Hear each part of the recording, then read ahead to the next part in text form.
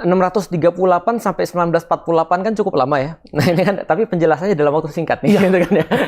Nah 638 kalau singkat cerita ketika sudah dipegang oleh kaum muslimin, ini bermasalah lagi ketika tahun 1099 lebih tepatnya. Nah 1099 tuh ada sebuah kejadian yang sangat terkenal dengan nama Perang Salib. Oh, oke. Nah, jadi Paus waktu itu Paus Clermont ya, itu mengatakan bahwasanya kita harus mulai membersihkan tanah suci kita daripada orang-orang barbar. Jadi waktu itu juga ada hoax namanya. Ya jangankan zaman dulu ya, 2023 aja ada hoax gitu. Ada kan, hoax ya, ada bukan Felix cuma Xiao radikal, itu kan hoax gitu kan. Padahal saya boy band gitu kan. Nah, jadi misalnya kalau kita lihat orang-orang kemakan hoax, terjadilah perang salib. Karena kenapa? Karena orang-orang waktu itu, orang-orang barat itu mengatakan bahwa kita harus membebaskan tanah Palestina yang terjajah itu juga.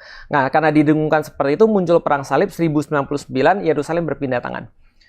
Berpindah tangan pada tentara salib pada saat itu. Nah, tentara salib dari barat. Nah, ternyata dibebaskan lagi oleh Salahuddin namanya. Itu ada film yang sangat terkenal judulnya Kingdom of Heaven itu kalau pernah dokter nonton. Pada tahun 1187. Nah, jadi dari 1187 itu sampai kemudian tahun 1800-an itu sangat-sangat damai, itu sangat-sangat kondusif. Makanya kita bisa katakan dari 638 sampai sekitar 1948 dijeda oleh penguasaan pasukan salib, itu masa damai itu. Yerusalem untuk 3 agama kan kita ya. Yerusalem in 3 religion mereka bilang. Nah, kemudian kenapa dari zamannya Islam Salahuddin itu kemudian ada masalah. Nah, ini ceritanya agak sedikit kita fast forward aja sampai kepada kekhilafan Utsmani. Jadi kalau secara sederhana, setelah Rasulullah ini ada Khulafaur Rasyidin, Umar termasuk di dalamnya.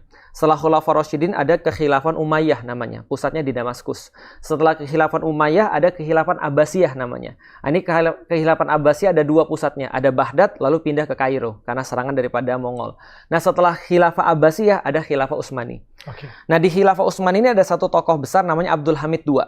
Abdul Hamid II ini menjadi tokoh besar karena dia menerima banyak sekali refugee daripada orang-orang Yahudi. Yang waktu itu mereka kan eksodus kemana-mana setelah diusir-usirin orang. Terakhir diusirin sama orang-orang Romawi, nggak boleh balik lagi ke Aelia Capitolina karena kelakuan mereka menurut orang-orang Romawi. Lantas mereka nyebar tuh seluruh Eropa. Ada yang ke Inggris, ada yang ke Irlandia, ada yang ke Jerman, ada yang pergi ke Bavaria, ada yang pergi ke segala macam. Nah, ketika itu zamannya Abdul Hamid, refugee ini termasuk diterima di sana. Jadi orang-orang Yahudi diterima, mereka mau punya tempat tinggal diterima. Pada waktu zaman itu. Pada waktu Abdul Hamid dan khalifah-khalifah sebelumnya Utsmani. Tapi yang menjadi tokoh utamanya tentu saja Abdul Hamid. Nah, di zaman Abdul Hamid ini ada satu tokoh besar Yahudi muncul dari Austria kalau nggak salah, namanya Theodor Herzl. Theodor Herzl, Bapak Zionis. Dia nulis buku luar biasa. Bukunya tuh dibully sama seluruh dunia. Oh ya? Judulnya Der Judenstaat. Der Judenstaat. Apa itu artinya? Der artinya the dalam bahasa Jerman. Judenstaat artinya Jewish state. Der Judenstaat. Jadi the Jewish state kalau dalam bahasa Inggris. Kenapa? Dalam buku itu dia mengatakan sudah saatnya kayaknya karena kita di mana-mana dapat masalah, sama Hitler kita masalah, sama orang-orang kita masalah, sama Eropa kita dibunuhin terus, makanya ada muncul antisemit, gerakan tidak suka sama orang Yahudi. Ya, Yahudi itu kira-kira hampir sama kayak orang Cina kayaknya ya. Kalau orang bilang guyonannya ya, Cina tuh Yahudi Timur katanya. Nah itu kan guyonannya. Kita sebagai orang Palembang kan juga pernah didiskriminasi kan ya. Bahwasanya orang bilang, oh Cina segala macam. Padahal kita bukan Cina balik sana juga kagak diakui. Betul, gitu kan. Kita ngomongnya orang nggak ngerti gitu kan ya. Artinya mungkin dianggap, mungkin ya kayak gitulah ya. Ya, etnis yang nyebar, etnis yang nyebar. Tapi tidak sebenarnya kalau Cina kan ada tempatnya ya. Tapi kalau Yahudi itu nggak punya tempatnya. Betul.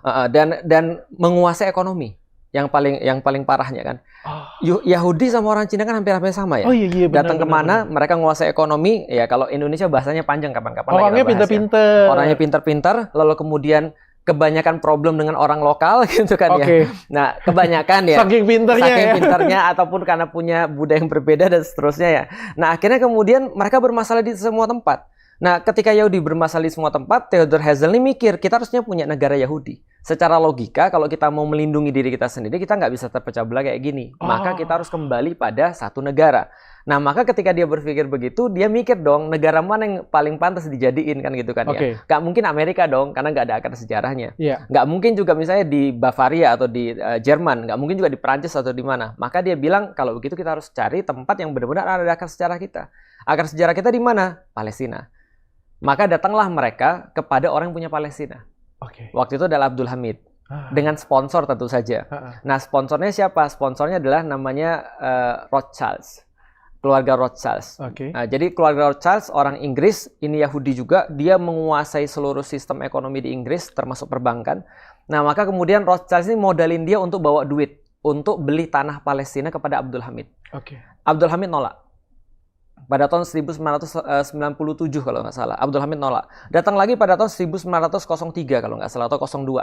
Ditolak lagi. Padahal bawanya tuh lumayan, sekitar 300-an triliun kalau duit sekarang. Wow. Nah, jadi dia bilang, kami mau beli tanah Palestina, ini duitnya 300-an triliun, kami mau beli sebidang tanah untuk pendirian negara kami, lalu kemudian kami akan bangunkan Universitas Utsmani, dan kami akan memberikan kapal perang. Waktu itu Utsmani lagi kacau balau. Oh, dijanjiin apa-apa ya? Semuanya. Waktu itu belum ada Turki, belum ada Mesir, belum ada Oman, belum ada Yaman, belum ada Yordan, belum ada semua negeri-negeri Muslim. Waktu itu masih satu, namanya Utsmani. Namanya Khilafah Utsmani. Khilafah Utsmani ini utangnya banyak.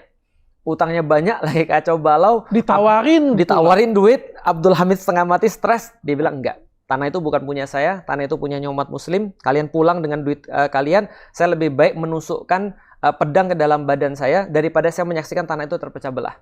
Nah, kalau kalian mau, tanah itu boleh kalian ambil gratis kalau khilafah sudah nggak ada. Nah, maka kemudian fokusnya akhirnya berubah orang-orang Yahudi ini. Nah, fokusnya akhirnya pada gimana caranya khilafah nggak ada. Itu tebakan saya, bukan fakta sejarah. Tapi fakta sejarahnya adalah setelah 1902 itu ditolak atau 1903 itu ditolak, 1914 terjadi Perang Dunia Pertama. Perang Dunia Pertama, Utsmani pada saat itu side dengan Germany. Karena ya kalau kita jelasin panjang, tapi intinya mereka side dengan Germany dan mereka kalah dengan sekutu. Ketika mereka kalah dengan sekutu pimpinannya Inggris dan Prancis.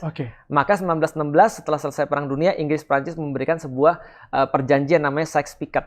Nah, di perjanjian Sykes-Picot inilah mengatur bahwa sebagai orang yang kalah perang, Utsmani harus untuk kehilangan seluruh wilayah. Termasuk di situ adalah Palestina. Maka kalau nanti teman-teman mau lihat ada perjanjian Sykes-Picot tahun 1917. Sykes-Picot dengan Balfour sama? Beda. Nah, ini Balfour setelah Sykes-Picot. Nah, jadi Sykes-Picot ini 1916 atau 1917, 1916 ya kalau nggak salah Sykes-Picot. Nah, itu dibagi-bagi wilayahnya, Inggris dapat apa, Perancis dapat apa.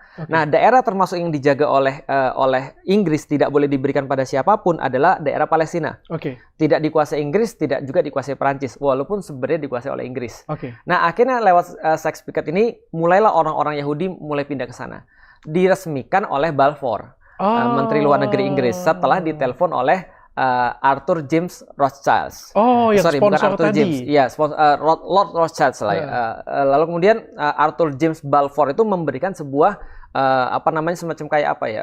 Izin pengesahan atas nama pemerintah Inggris kepada Federasi Zionis pada saat itu yang dipimpin oleh Theodor Herzl. Nah, maka dikasihlah kemudian di sana, lalu kemudian dilegalisasi oleh LBB waktu itu Liga Bangsa-Bangsa, League of Nations, maka kemudian terjadilah eksodus besar-besaran. Orang-orang Yahudi pergi ke tanah Palestina. Nah, sejak itu Palestina sudah stateless. Karena setelah Perang Dunia Kedua, Palestina bukan negara. Karena nation state kan baru kita kenal ya setelah Perang Dunia Pertama, baru ada nation state. Sebelum Perang Dunia Pertama kan nggak ada yang namanya nation state kayak sekarang. Nah, setelah kemudian itu terjadi, pindah semuanya, berganti ke Perang Dunia Kedua, bosnya ganti sekarang. Dulu Inggris, lalu Amerika. Amerika buat PBB. PBB kemudian mengesahkan pendirian negara Israel 1948 oleh Presiden Amerika mengesahkan Israel. Betul, Harry Truman.